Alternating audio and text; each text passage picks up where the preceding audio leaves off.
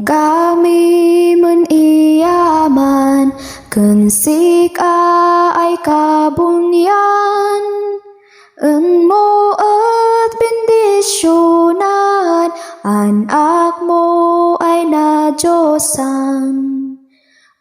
Kami man asa, mendayaw kensika, da kami paikanta, layad mo ay dadama.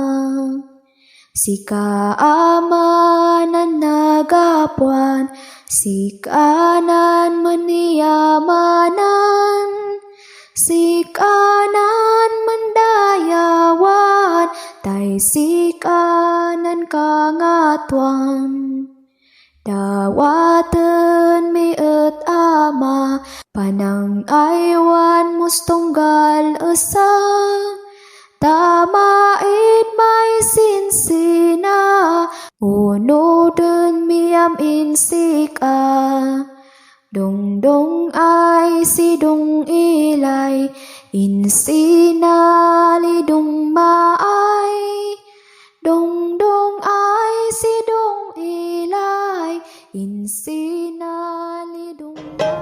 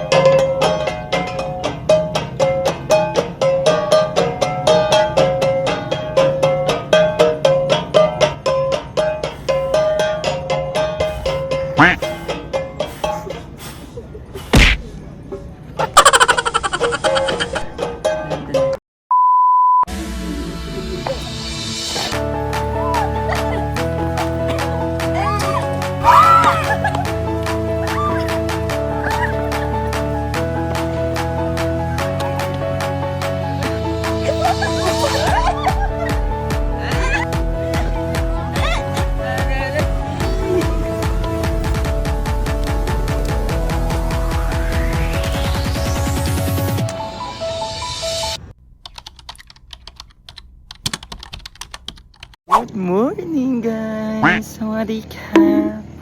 Today is day 1 and RT Baguio. Punta ko ng Baguio. Wait lang. An eternity later. What's up guys? Welcome back to my YouTube channel. It's me, Mark Abungkal. And for today's guys, nandito tayo sa Baguio! Baguio! Kakababa lang namin. Ngayon guys is Friday. Kakarating lang namin dito sa Baguio. Ngayon maglalakad muna kami papunta sa aming tuknangan. Sa aming tirahan. Ito yung Baguio. Antay ito Ferris wheel. Ito Ferris wheel. Guys, so ngayon hinahanap namin yung titiran natin. So tara, samahan nyo kami. Pababa kami sa bundok. Mga local business. Punta ako sa inyo? Oo, kakapunta sa inyo, bye. So ano masasabi mo? Ano masasabi mo sa iyong birthday? Sa bago tayo magsa-celebrate?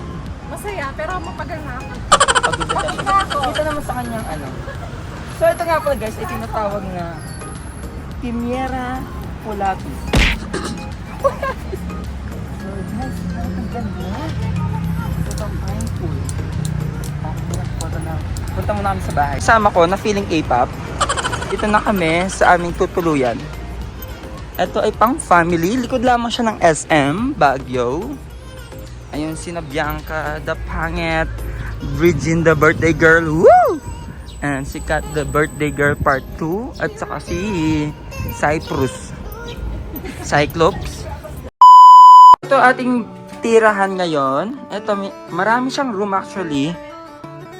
Tapos may sarili siyang kitchen. Tapos CR. Tapos meron pang isang room sa taas. Pero medyo feeling ko may mga taong di natin nakikita sa taas. Kaya So, pupupo muna ako, tapos gagala na kami. Bye. Few moments later. Hi guys! Nandito kami ngayon sa SM Baguio. Kakatapos lang namin magkumain. Saan kayo pupunta? Diploma na tayo. Oo. Kung saan magkakaroon ka ng diploma. Hey! See you there guys.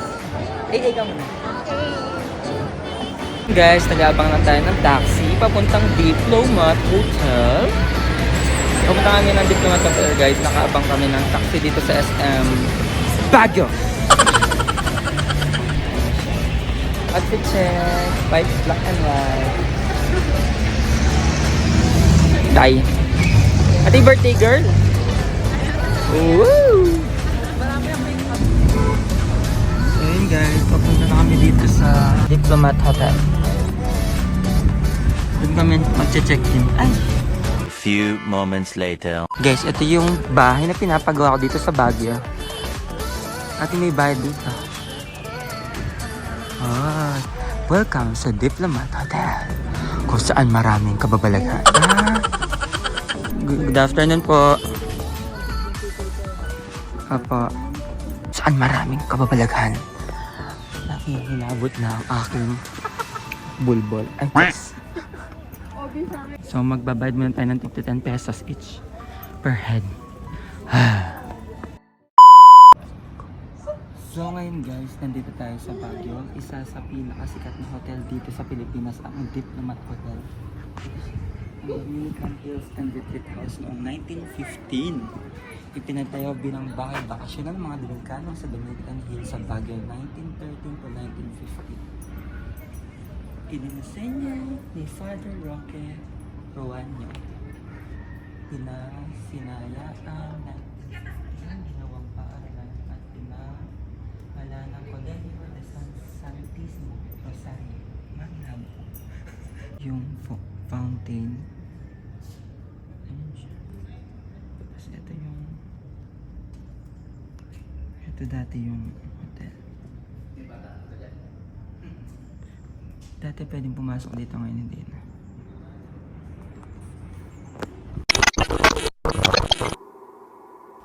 Ang Diplomat Hotel ay kilala noong bilang Dominican Hill and Retreat House. Ito ay tinayo noong 1913 at natapos noong 1915 bilang bahay bakasyonan ng mga Dominikanong Paris sa Baguio. Ginawa din itong paaralan noong 1915 at tinawag itong Colegio del Santísimo Rosario. Noong panahon ng World War II, naging refugee center ito ng mga tao sa mga sundalong Hapon. Ngunit kalaunan ay sinakop ng mga Hapon at ginawang headquarter noong 1942 hanggang 1945. Maraming trahedya ang naganap dito. Kabilang na umano ang mga pagpatay sa mga madre, pare at mga bata. Kaya marami ang nagsasabing marami silang nakikita at naririnig na iyak ng mga multo dito. Noong binomba ito ng mga Amerikano noong 1945, nagpakamatay umano ang mga natirang sundalong Hapon. Muli itong binuksan bilang Diplomat Hotel noong 1973, pero nagsara ito noong 1987. Taong 2004, muling itong binuksan sa mapubliko bilang Baguio City Heritage Hill and Nature Park.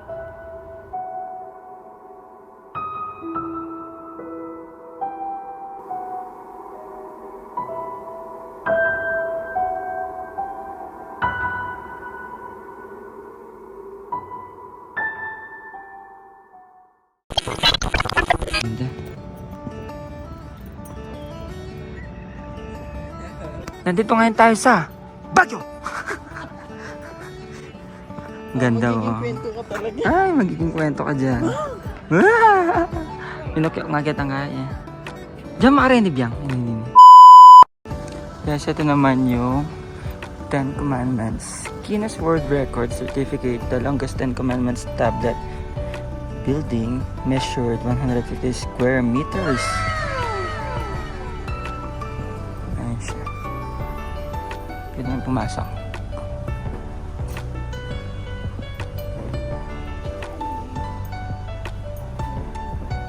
Ito na yung entrance niya.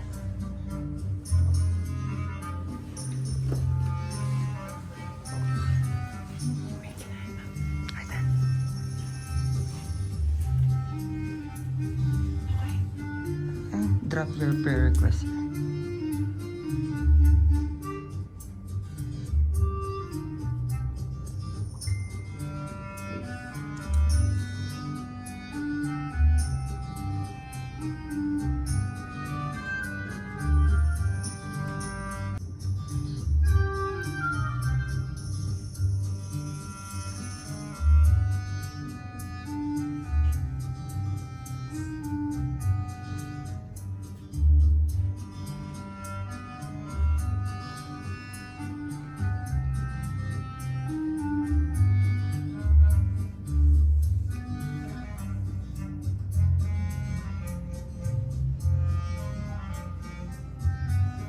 So dito guys, may free oil for healing. Basahin mo lang yan. Tapos, siya nakakilabot siya. Makita mo pa lang pagpasok mo lang dito sa chapel. Di ko ang chapel. Ayan.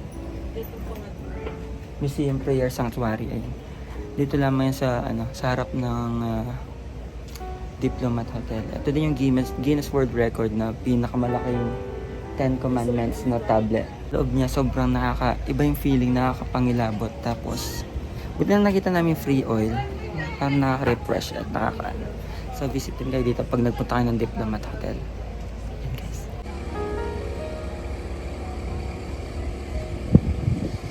Ito yung pinakamalaking guys. Sa harap nito, ito yung sa gilid naman niya. Tapos yung view sa gilid, ayan.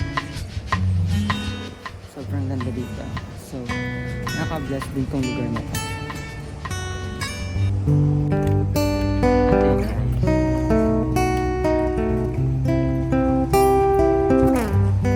Commandments na medyo na lang sa araw, pero ito yung pinakamalaking retablo.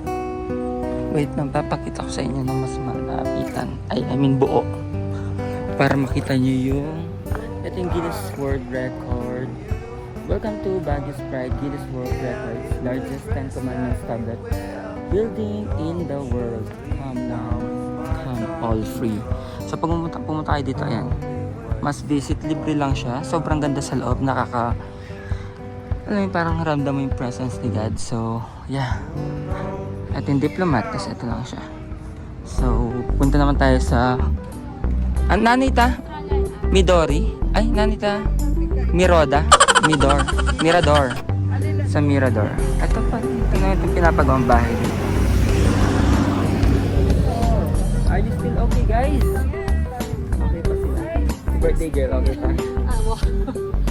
And then napag-play na siya. So yeah, 10 Mamaya pesos. kilikili power na yan. 10 pesos. Pag pala pumunta kayo dito, 10 pesos yung entrance. So sulit na sulit siya. Welcome to Baguio!